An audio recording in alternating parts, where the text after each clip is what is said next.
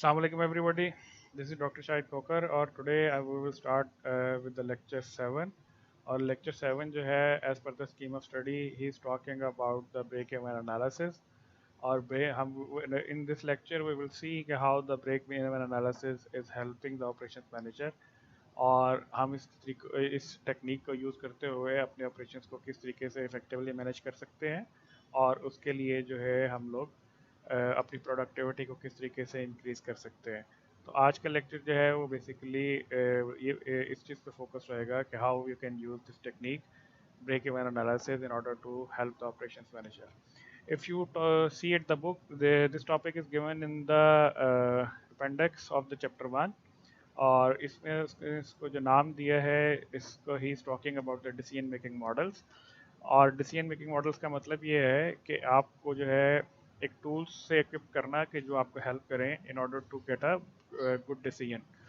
तो before going to the details of the break even analysis he is talking about कि operation manager जो है वो processes को मैनेज करते हुए और सप्लाई चेन्स को मैनेज करते हुए एक दिन में बहुत ज़्यादा डिसीजंस लेता है और इन डिसीजंस को लेते हुए वो एक जो generic process of decision making है उसको फॉलो करता है और उसके बाद जो है फिर स्टूडेंट्स जो है उसको बेसिक मैनेजर जो है वो बेसिकली उसको डिसीजंस को जो है वो इम्प्लीमेंट करते हैं।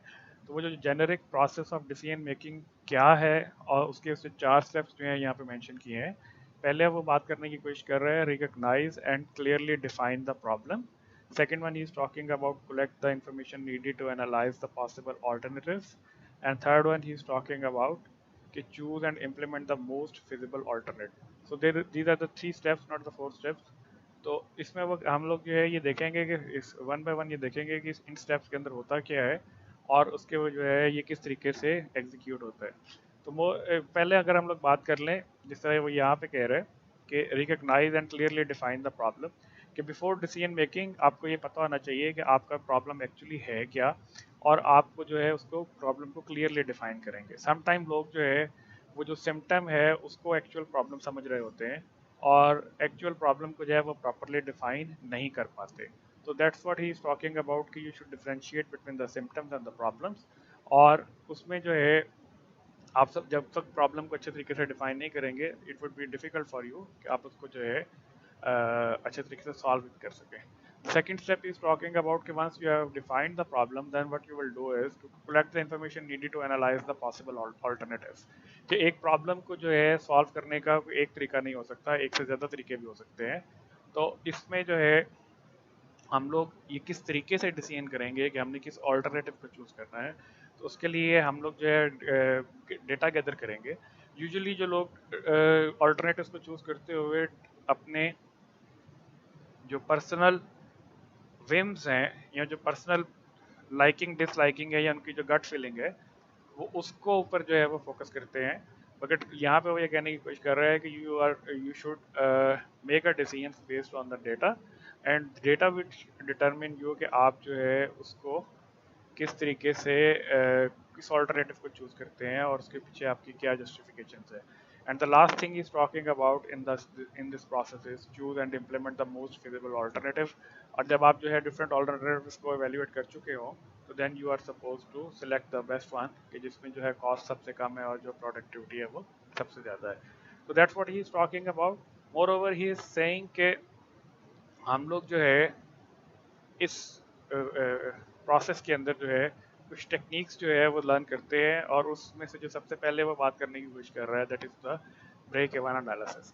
तो ब्रेक इवन एनालिसिस क्या होता है और ये किस तरीके से हेल्प करेगा ऑपरेशन मैनेजर को, that would be the topic of today's lecture. तो इसमें वो बताता है अगर हम लोग सबसे पहले जो है ये देख लें कि ब्रेक इवन एनालिसिस होता क्या है तो उसको यहाँ पे उसने जो है वो डिफाइन करने की कोशिश की है। If you see at the right side of the book, what is the break-even analysis? The use of the break-even quantity. It can be used to compare process by finding the volume at which two different processes have equal total cost. इसका मतलब ये है कि हम लोग एक ऐसी quantity को डिटरमिन करने की कोशिश करें कि जिसके के ज़रिए हमें ये पता चल सके कि जो दो डिफरेंट प्रोसेसेस हैं उनकी कॉस्ट जो है वो बेसिकली इक्वल है।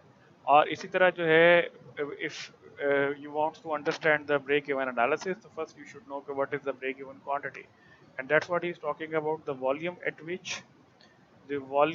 which total revenue is equal to the total cost.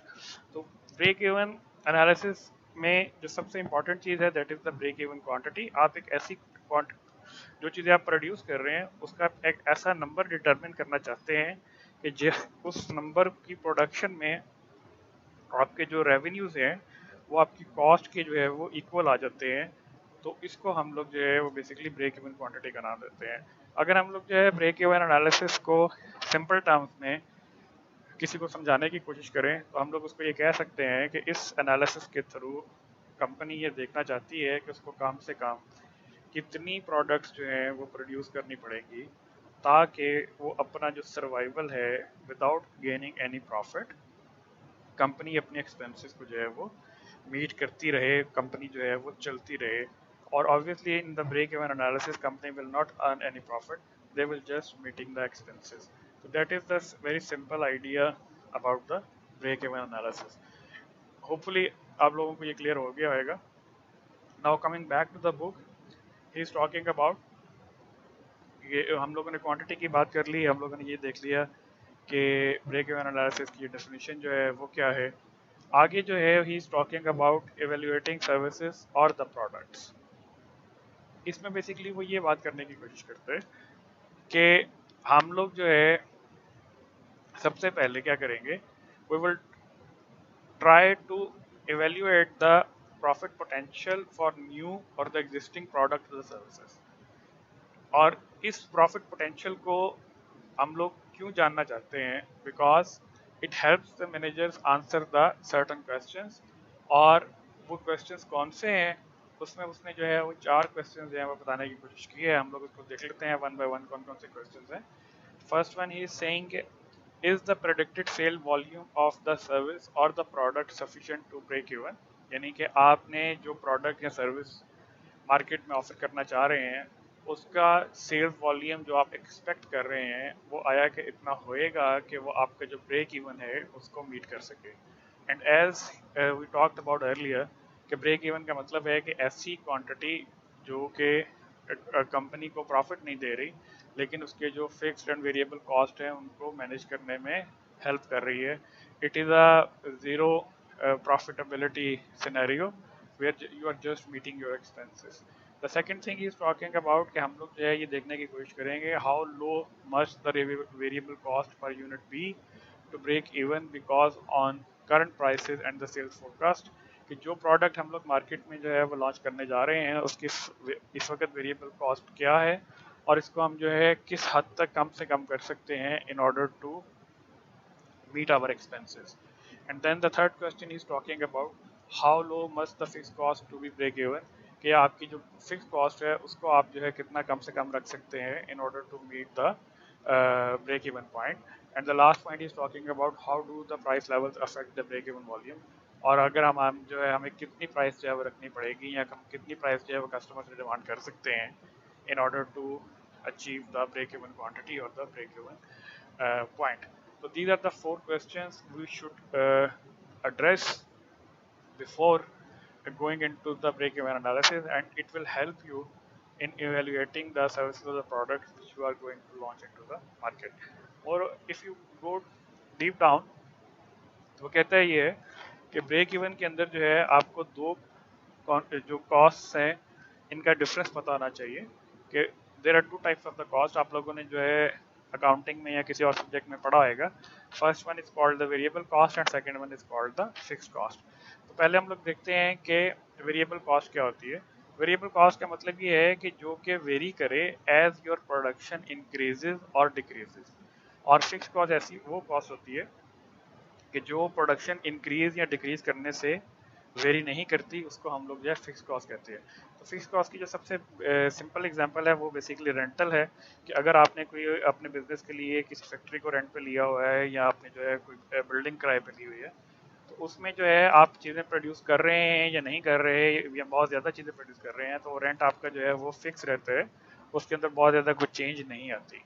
और सिमिलरली अगर आप लोग वेरिएबल कॉस्ट की बात करें तो वेरिएबल कॉस्ट की एग्जांपल ये होगी कि अगर आपने कोई प्रोडक्ट जो है वो बनाया है तो उस प्रोडक्ट को बनाने के अंदर जो मटेरियल यूज़ होता है that is the example of the variable cost, because जितने ज़्यादा यूनिट्स प्रोड्यूस करेंगे आप उतनी ही आपकी जो वेरिएबल कॉस्ट है वो बढ़ती चली जाएगी. That's what he is talking about कि in the break even analysis we should try to understand these two concepts, what is variable cost and what is the fixed cost. और when he is saying कि आपकी जो total cost है वो basically combination है आपकी fix cost का और आपकी वेरिएबल कॉस्ट का, और इसको हम लोग जो है अगर मैथमेटिकल फॉर्म के अंदर जो है वो लिखने की कोशिश करें तो हम लोग इसको लिख सकते हैं कि total cost is equal to F plus C into Q. तो हम लोग देखते हैं कि एफ क्या है. F is representative of the fix cost, C is the representative of the variable cost and Q is the quantity which you are going to produce. So आपकी जो टोटल कॉस्ट होएगी वो मजमुआ होएगी आपकी फिक्स कॉस्ट का, for example आपने जो रेंट देना है बिल्डिंग का उसका, प्लस आपने जितनी यूनिट्स प्रोड्यूस किए हैं. फॉर एग्जांपल अगर आप 100 यूनिट्स प्रोड्यूस कर रहे हैं तो उसके लिए जो मटेरियल रिक्वायर्ड होगा that would be your variable cost. So you will multiply the variable cost into the number of units produced and then add up into the fixed cost in order to get the total cost. So that is what he is saying in the break-even analysis. You are supposed to have a idea कि how to calculate the total cost, और उसके जो certain variables हैं वो भी आपको पता होने चाहिए कि total cost जो है वो मजमुआ है basically fixed cost का और variable cost का. Then he is talking about another thing which you are also need to know, that is called the total revenue. कि break even analysis में आपको total cost का पता होना चाहिए, then आपको जो है वो total revenue का पता होना चाहिए. तो total revenue जो है इसके लिए जो mathematical formula है that is the P into Q, और P is the price of the product at which you are selling in the market and the quantity is the number of the product sold. इसका मतलब ये है कि जितनी चीज़ें आप market के अंदर बेचेंगे और उसको अगर आप प्राइस के साथ कैलकुलेट करेंगे that would give you the answer of the total revenue. तो in the break even analysis आपके पास जो है टोटल कॉस्ट पता होनी चाहिए, कोई टोटल कॉस्ट में से फिक्स कॉस्ट कितनी है वो आपका पता होनी चाहिए, और आपकी जो क्वांटिटी है जो आपने मार्केट के अंदर सेल करनी है वो आपको पता होनी चाहिए, और वो क्वांटिटी किस प्राइस के ऊपर सेल होएगी ये आपको पता होना चाहिए. ही इज टॉकिंग अबाउट कि हम लोग जो है if we set the total revenue equal to the total cost we can get the break even quantity point in the following manner. And what is that following manner कि आप जो है break even की हमने definition ये की थी कि ऐसा पॉइंट कि जिस पर टोटल कॉस्ट और टोटल रेवेन्यू जो है वो एक पॉइंट पे आ जाते हैं. तो based on that definition we are putting the total revenue which is the P multiplied by Q is equal to total cost which is the F plus C into Q. और अगर इस equation को हम लोग जो है manipulate करें in order to get the number in order to get the value of the quantity कि कितनी क्वांटिटी रिक्वायर्ड है कि जिसमें आपकी जो रेवेन्यूज हैं वो टोटल कॉस्ट के जो है वो बराबर हो जाएंगे. इसमें अगर आप लोग ये देखें कि इस इक्वेशन को हम लोगों ने किया है कि ये जो P इंटू क्यू है is equal to F plus C into F. इसका जो सेकंड स्टेप है इसमें आपने ये क्या किया है कि प्राइस में से आपने जो वेरिएबल कॉस्ट है उसको माइनस किया और मल्टीप्लाई किया with the Q and that is equal to the fix cost. ठीक है.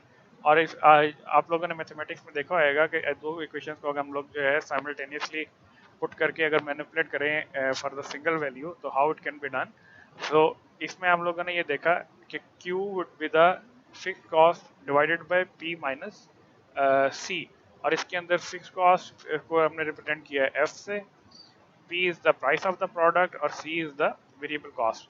सो इन सिंपल टर्म्स कि आपको जो क्वांटिटी रिक्वायर्ड है फॉर द ब्रेक इवन उसका जो फार्मूला है वो ये है कि आप फिक्स कॉस्ट को जब डिवाइड करते हैं प्राइस माइनस वेरिएबल कॉस्ट से तो आपके पास जो है एक रिजल्ट आता है, और उस रिजल्ट को हम लोग जो है ब्रेक इवन क्वांटिटी का नाम देते हैं. तो that is the minimum quantity which an organization is suppose to produce if they wants to sustain the business, if they want to meet the expenses of the business.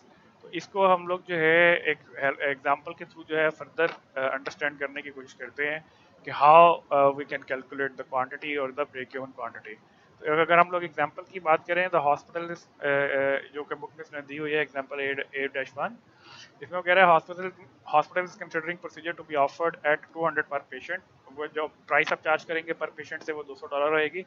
The fix cost per year would be $100,000 and the total variable cost of the per patient would be 100 per patient. What is the break-even quantity for this service? Use both algebraic and the graphic approaches to get the answer. इसमें हम लोग आप देख सकते हैं कि आपके पास जो है फिक्स कॉस्ट भी है, टोटल कॉस्ट भी है, और आपके पास जो है वेरिएबल कॉस्ट भी है। You have just put in the formula and the number of the patients is 1000 patients. तो ये बेसिकली वो पेशेंट्स होंगे कि जो आपको रिक्वायर्ड हैं in order to maintain your expenses in the in order to for the survival। और इसी कॉन्सेप्ट को उसने एग्जांपल में जो है मैथमेटिकली बयान किया है। इसको हम लोग जो है with the help of graph भी देख सकते हैं, और उस ग्राफ के अंदर उसने ये बताने की कोशिश की है कि you will if you plot this information into the graph, तो ग्राफ में जो एक्स एक्सिस है यहाँ पे नंबर ऑफ पेशेंट्स उसने यहाँ पे लिखे हैं, और जो वाई एक्सिस है which is the vertical axis, इसमें उसने जो है वो डॉलर अमाउंट लिखी है इन थाउजेंड। तो if you see at the graph, तो आपको ग्राफ से ये पता चलेगा कि ये this is the point at which 1000 patients आप ट्रीट करते हैं, उनको हम लोग जो है 200 पर पेशेंट जो है वो चार्ज करते हैं, और उसके बाद जो है उससे जो रेवेन्यू जनरेट होता है दैट इज़ द 200,000, और 100,000 जो है वो बेसिकली आपकी फिक्स कॉस्ट है, और जो दूसरा 100,000 है वो बेसिकली आपका जो है वो वेरिएबल कॉस्ट है। इस ग्राफ के थ्रू आप ये देखेंगे ये वाला जो लेवल है 100,000 का, ठीक है, यहाँ पे वो बता रहा है कि ये फिक्स कॉस्ट है। फॉर एग्जांपल ये जो है वो हॉस्पिटल आपने जो जिस बिल्डिंग में है उनके एम्प्लॉयज़ की सैलरीज हो सकती हैं, आपका जो है यूटिलिटीज हो सकती हैं, एक्सेट्रा एक्सेट्रा एक्सेट्रा। तो that is the 100,000 which is the fix cost.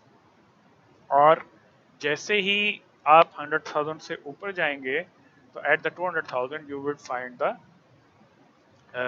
break even quantity, or after if the firm produce more services and if sell more services to the patients, then they would gain for the profitability। तो इसमें जो है ये वाली जो line है total annual cost की है, और ये वाली जो लाइन है ये बेसिकली टोटल एनुअल रेवेन्यू की है, और रेवेन्यू में से जब आप कॉस्ट जो है उसको माइनस करेंगे तो देन आपके पास जो है वो प्रॉफिटेबिलिटी आती है। तो ये बेसिकली था कि how what is the break even analysis and how we can use this break even analysis in order to improve the productivity. Hopefully आप लोगों को जो है इसके अंदर कोई प्रॉब्लम नहीं होगी, but still if you have the problem you can comment the Google class, or maybe you can consult your co-teacher for the better understanding। That's all for today's lecture। Maybe hopefully we will see in the next lecture। Thank you so very much।